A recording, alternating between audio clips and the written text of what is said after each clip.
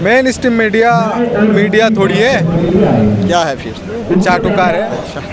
Set max में सूर्यवंशम उतनी बार नहीं आ रहा है जितनी बार पेपर लीक हो जा रहा है। उस समय बहुत सारे लोग अंग्रेजों के तलवे चाट रहे थे, उनको फ़ायदा मिल जा रहा था। एजुकेशन में जीडीपी का जितना भाग हिस्सा खर्च करते हैं उससे ज़्यादा बांग्लादेश और नेपाल करते हैं। अरे धर्मेंद्र प्रधान छोड़ो, पूरा एजुकेशन सिस्टम रिबिल्ड करना पड़ेगा।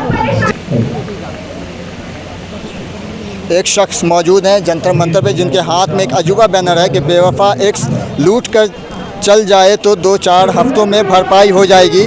झूठे बेईमान नेता देश लूट कर चले जाएं तो भरपाई में कई सदी गुजर जाती है। अब इनसे ही पूछ लेते हैं क्या है इसका मतलब और क्यों कुछ अलग टाइप का बैनर लेके आए। नाम क्या हुआ आपका? जी, मेरा नाम जीमेन है। और ये बैनर मतलब ये दर्शाता है कि अब थोड़ा सरकास्टिक तरीके से सत्य को लाने की मतलब मैं अपने पूरी प्रयास कर रहा हूँ। आप देख रहे हो कि मीडिया तो कोई चीज़ दिखा भी नहीं रही है, तो मैं मीम्स से कोई और भी बाकी सारी चीज़ों से सरकास्टिक तरीके से ये सब चीज़ें दिखा रहा हूँ। तो क्या लग रहा है कि जो मेन स्ट्रीम मीडिया है अभी तक आई है जंतर मंतर पे कोई? मेन स्ट्रीम मीडिया थोड़ी है, क्या है फिर? चाटुकार है। जैसे होते हैं ना चुड़ैल तलवे चाटती है रात को, वो तो दिन को सबके सामने चाटती है। अच्छा, तो कितने दिन से आप यहाँ प्रोटेस्ट में शामिल हो रहे हैं? कितने दिन से आ रहे हैं? 7-8 दिन हो गया।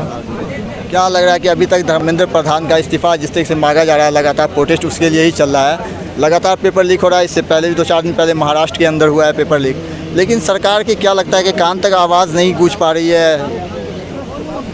मेरी अम्मी जान ने एक बात कही थी कि दुनिया में कैंसर से भी खतरनाक एक बीमारी होती है। तो मैंने पूछा क्या? बोलती बेशर्मी की बीमारी। कैंसर की बीमारी तो तुम्हें मारेगा, बेशर्मी की बीमारी पूरे समाज को मार देगा।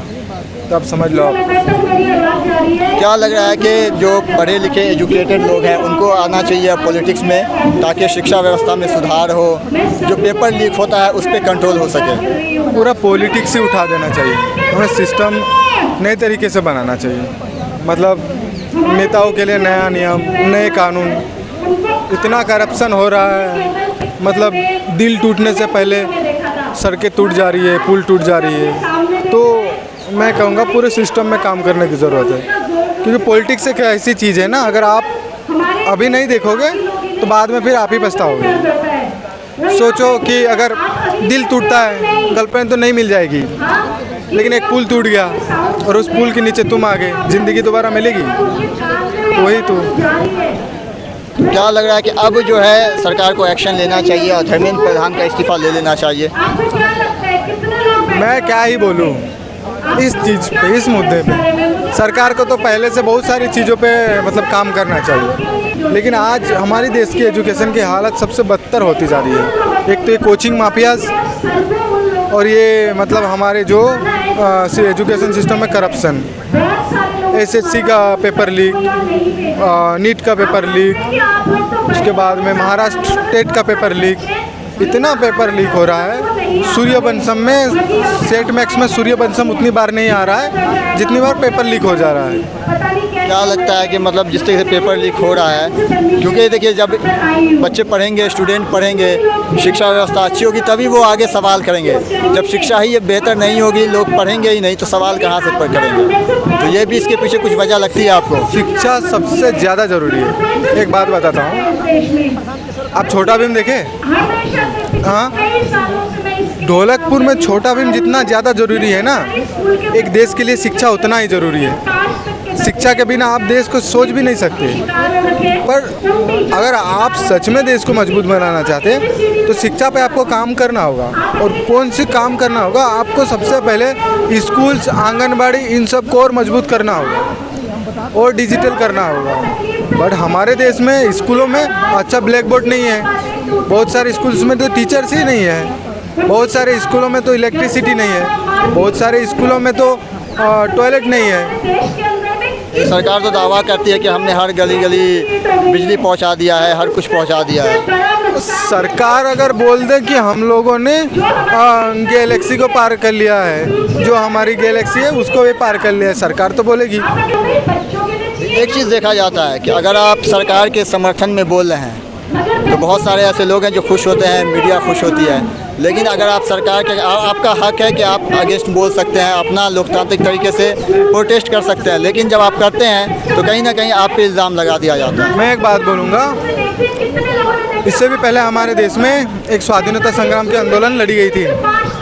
उस समय बहुत सारे लोग अंग्रेज़ों के तलवे चाट रहे थे, उनको फ़ायदा मिल जा रहा था, पर उसको पता था कि हम लोग गुलाम हैं, फिर भी आ नहीं रहे थे।